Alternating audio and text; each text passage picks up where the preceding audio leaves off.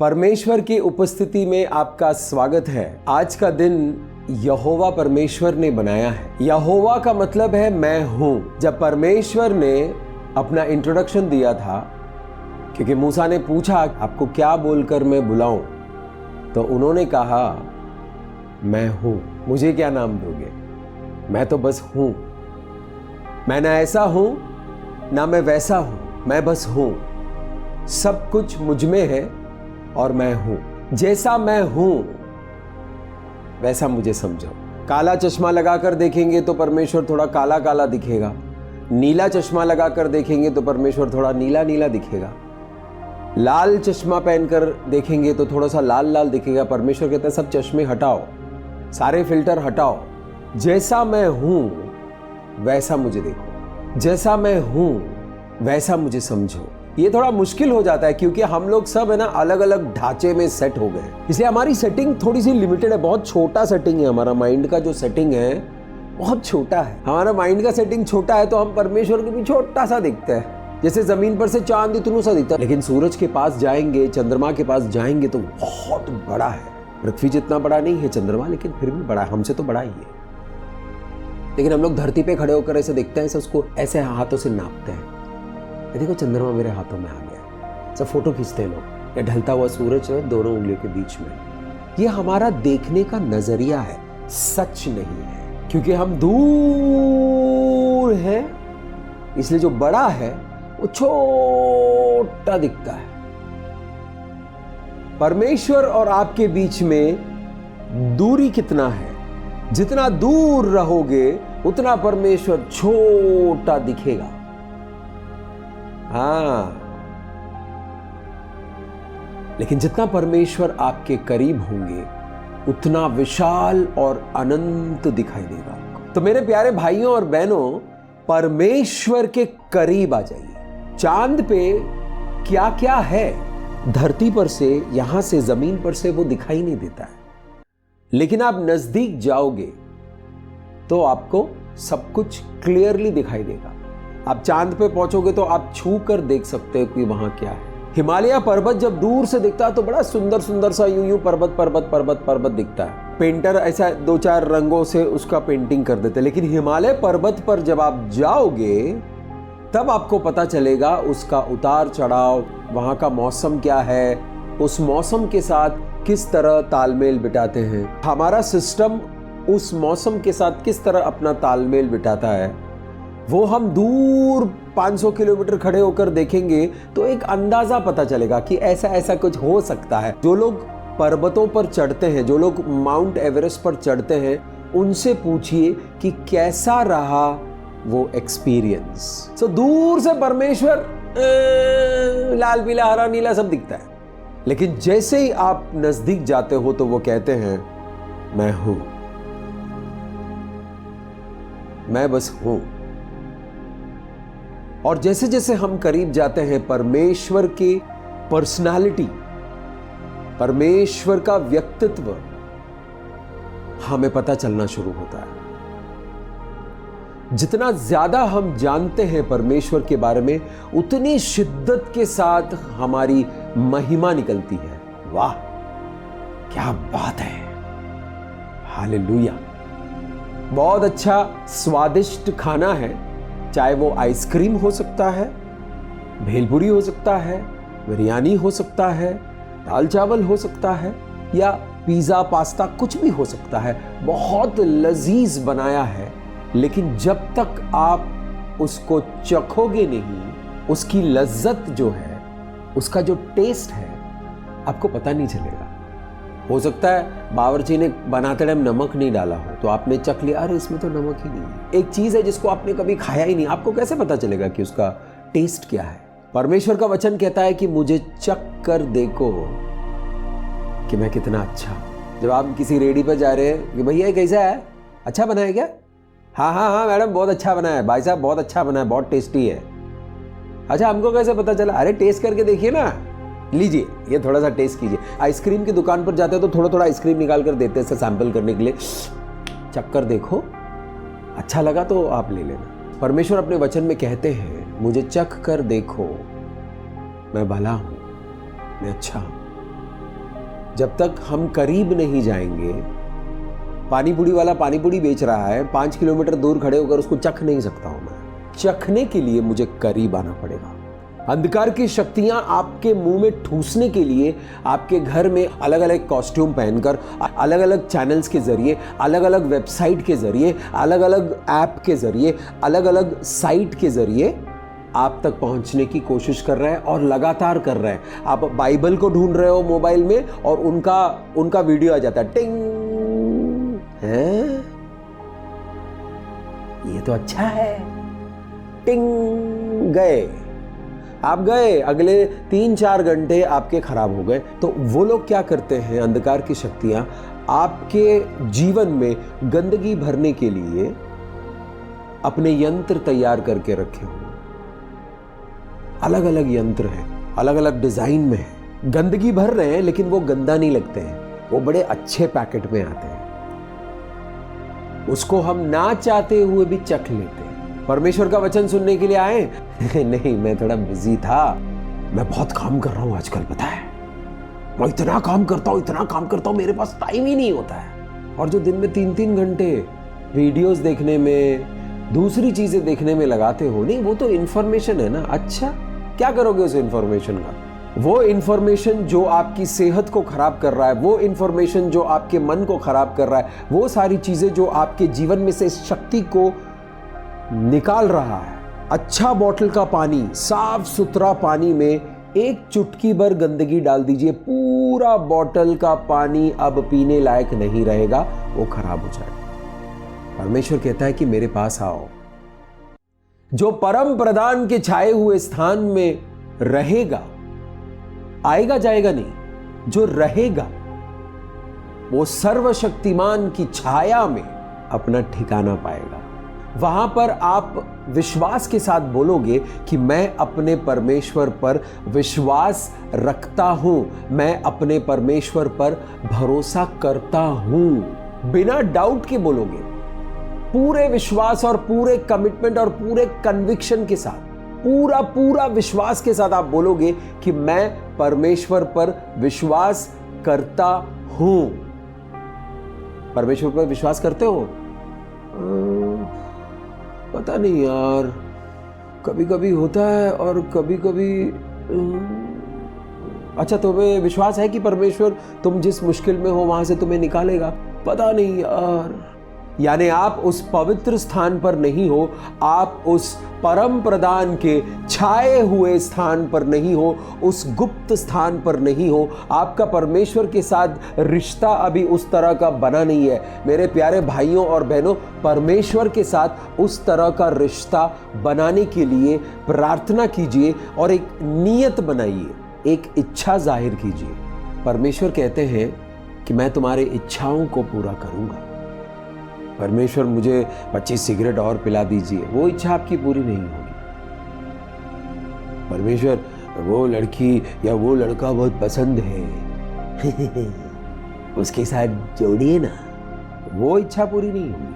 परमेश्वर मुझे ना पढ़ाई नहीं करना है, मुझे बस घूमते रहना, मजे करना है, वो इच्छा आपकी पूरी नहीं होगी। आपके नियति के अनुसार, आपके प्रगति के अनुसार, आपके जीवन के भलाई के अनुसार जब आप अपनी इच्छाओं को परमेश्वर के हाथ में रखेंगे तो परमेश्वर आपकी इच्छाओं को पूरा करेगा। परमेश्वर कहता है कि मेरे पास आओ। प्रभु, मुझे आपके संगति में रहना है। जिस परमेश्वर ने चंद्रमा को बनाया, जिस परमेश्वर ने सूरज को बनाया, जिस परमेश्वर ने जमीन, आसमान, बादलों को और अंतरिक्ष को, समुंदर को, नदी को, पहाड़ों को, फूल को, पत्तों को, झरनों को, पेड़ पौधों को, पंछियों को, जानवरों को और हमको बनाया है, उस परमेश्वर के जितने करीब रहोगे उतना आपके पास जीवन बहुतायत में होगा। मछली को पानी से बाहर निकालोगे तो वो तड़प तड़प के मर जाएगा, फिर उसको फ्राई करके खा सकते हो किसी जानवर को पानी में डुबा दोगे तो वो पानी में घुट के मर जाएगा। उसी तरह हम आत्मा हैं। मैं इस शरीर से निकल गया तो ये शरीर ऐसा भी नहीं कर सकता है, लेकिन क्योंकि मैं इस शरीर के अंदर हूं, ये सब कुछ कर सकता है। ये बातें कर सकता है, ये अपने हाथों को हिला सकता है, अपनी पलकों को ऐसे झपक सकता है, इधर उधर देख सकता है। लिख सकता है, पढ़ सकता है, खेल सकता है, कूद सकता है, अलग अलग जगहों पर जा सकता है, लेकिन जैसे मैं इस शरीर से निकल जाऊंगा, ये शरीर किसी काम का नहीं आएगा। जहां पर ये शरीर पड़ा है वहीं पड़ा रहेगा। तो मैं क्या हूं? मैं कौन हूं? मैं एक आत्मा हूं। मैं आत्मा हूं, मेरे प्राण हैं और ये शरीर है। तो मछली को पानी से निकालोगे, आत्मा को परमात्मा से दूर करोगे तो जीवन नष्ट हो जाएगा। इस धरती पर जीने के लिए हमें जीवन चाहिए। हर एक चीज जो हम धरती पर देख रहे हैं उसमें जीवन है।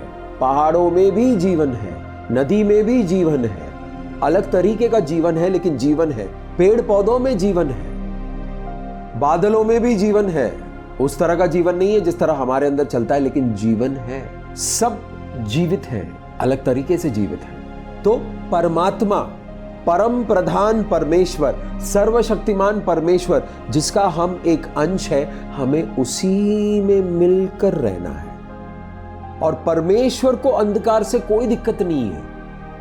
परमेश्वर अंधकार में ऐसे नहीं बैठते, अरे बाप रे बहुत अंधेरा हो गया यार, अभी पता नहीं क्या होगा। परमेश्वर अंधकार में भी बड़े आराम से बैठते हैं, क्योंकि उनको अंधकार से फर्क नहीं पड़ता। हम लोगों को, मनुष्य को, इस पृथ्वी के सृष्टि को परमेश्वर ने रोशनी में बनाया। जब लाइट नहीं था, जब रात को उजियाला करने का कोई साधन नहीं था, तो लोग सो जाते थे। सो जाओ, रेस्ट करो। अभी उजियाला करने का साधन है तो लोग रात को जागते हैं और दिन में सोते हैं, यानी उल्टा हो गया है। परमेश्वर ने जब हमारी सृष्टि की थी तो हमें उजियाले में रखा था, और वो परमेश्वर के करीब आना है मेरे प्यारे भाइयों और बहनों। और आप इस वक्त परमेश्वर की उपस्थिति में हैं। जी हाँ, इस वक्त हम और आप परमेश्वर की उपस्थिति में हैं। परमेश्वर की उपस्थिति में कोई भी अंधकार काम नहीं कर सकता, क्योंकि अंधकार एग्जिस्ट ही नहीं करता है। जहां पर रोशनी हो वहां पर अंधियारा नहीं है। अंधकार में चोर छुपकर आता है आपके जीवन पर हमला करने के लिए। चोर आता है चोरी करने के लिए, जान से मारने के लिए और पूरी तरह बर्बाद करने के लिए। यीशु मसीह आए थे जीवन देने के लिए। यीशु मसीह आज भी हमारे साथ है, हमें जीवन देने के लिए और जीवन बहुतायत में देने के लिए। तो इस बहुतायत जीवन को ग्रहण करने के लिए तैयार हो जाइए। अपने हृदय को खोलिए, अपने मन को खोलिए, अपने हाथों को उठाएं और परमेश्वर से कहे, प्रभु मुझे ये बहुतायत जीवन चाहिए। जितना ज्यादा आपके पास जीवन होगा उतने बड़े काम आप जीवन में कर सकते हो। ये फोन के बैटरी से मैं जनरेटर नहीं चला सकता हूं, फोन चल जाएगा तो थोड़ा सा जीवन है, आपका जीवन चल जाएगा, लेकिन जो काम, जो सपने, जो इरादे आपके हैं वो पूरे नहीं होंगे। कैसा चल रहा है? हाँ चल रहा है यार, पता नहीं बस चल रहा है।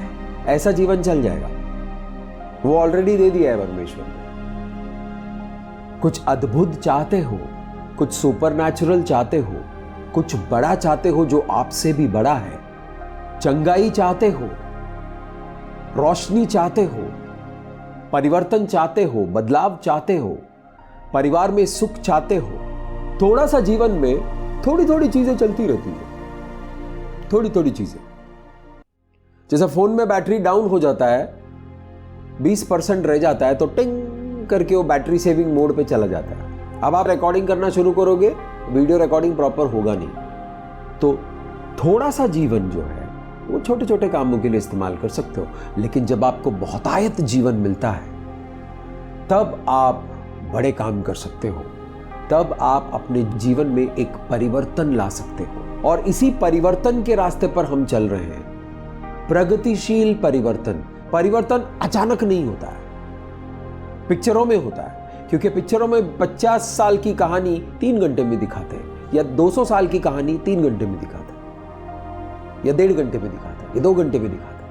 लेकिन हमारा जीवन 1 घंटे में नहीं चलता है, 2 घंटे में नहीं चलता है। तो प्रगतिशील तरीके से, प्रोग्रेसिवली आपका जीवन जो है वो परिवर्तित हो रहा है। किस तरफ?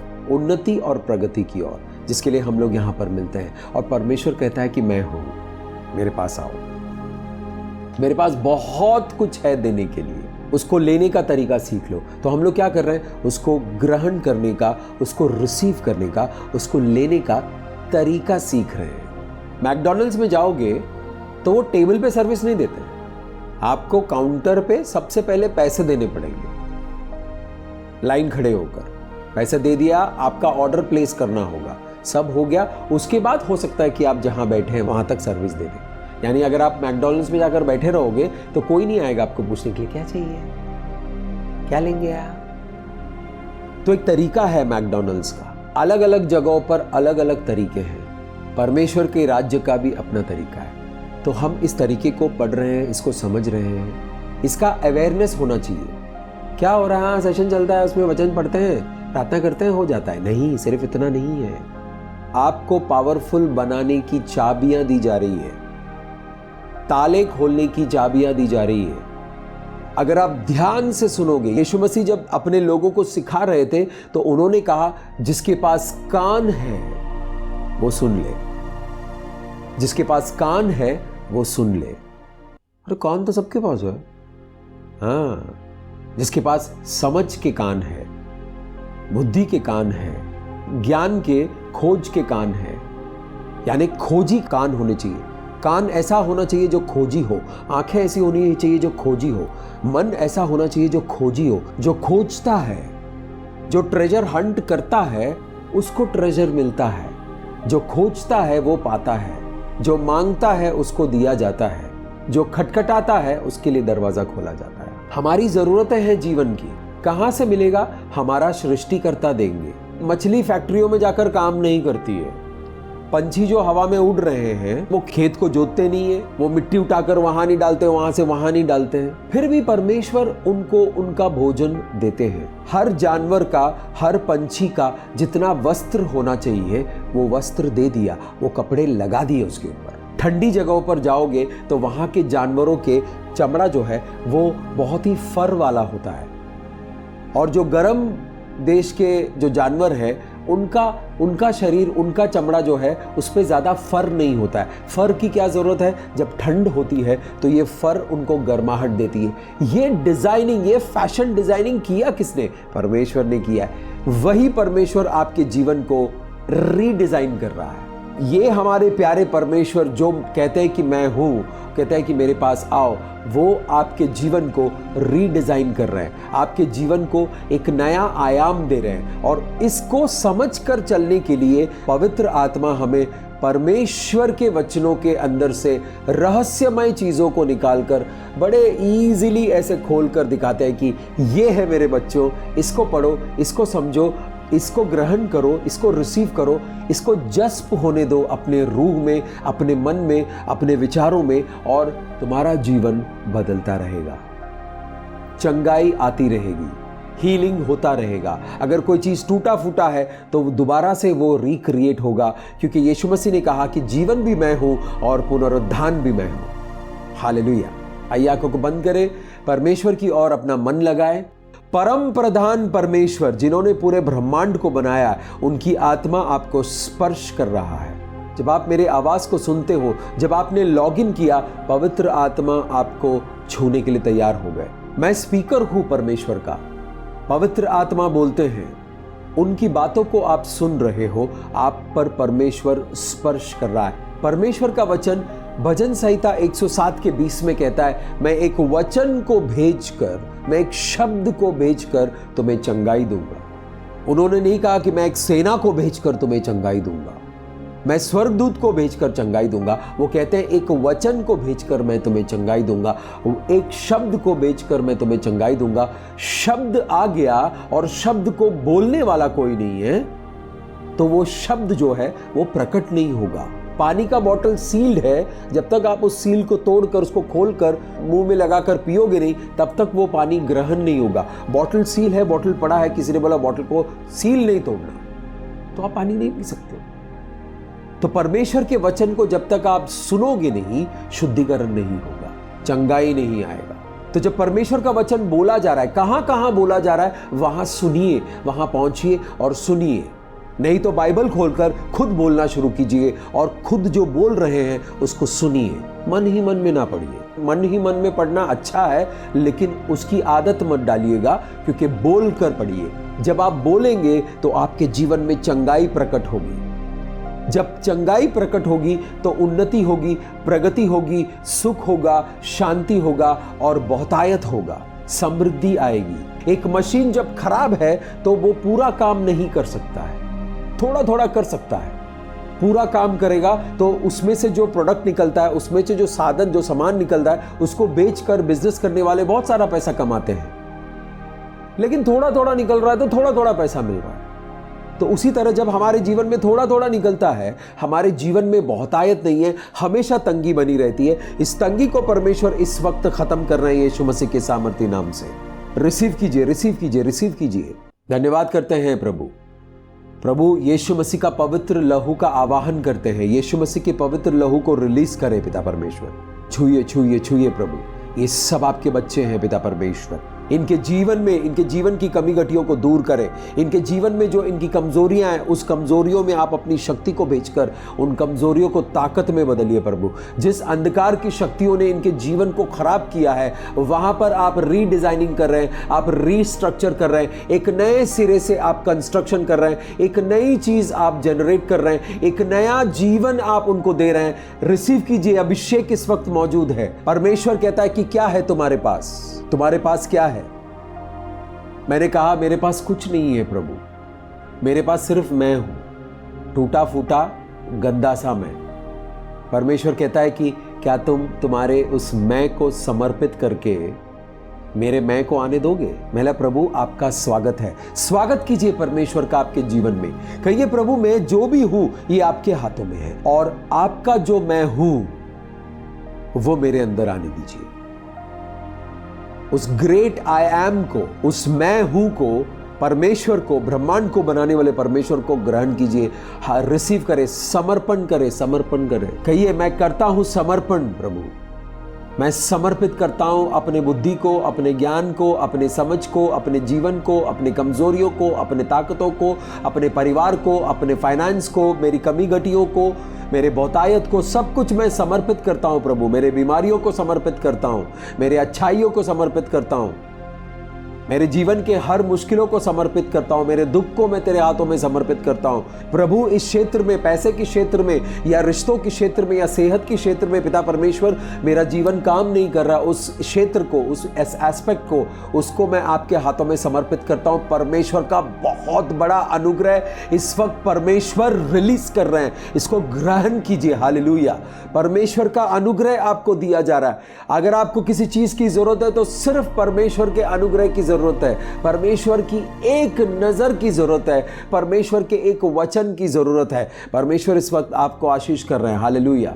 जो लोग निराश हो चुके हैं अपने जीवन से, अपने हालातों से, बीमारियों की वजह से, तंगी की वजह से, रिश्तों की वजह से, परिस्थितियों की वजह से, मनस्थितियों की वजह से, आर्थिक स्थितियों की वजह से, सामाजिक स्थितियों की वजह से, परमेश्वर का वचन कहता है कि निराश मत हो।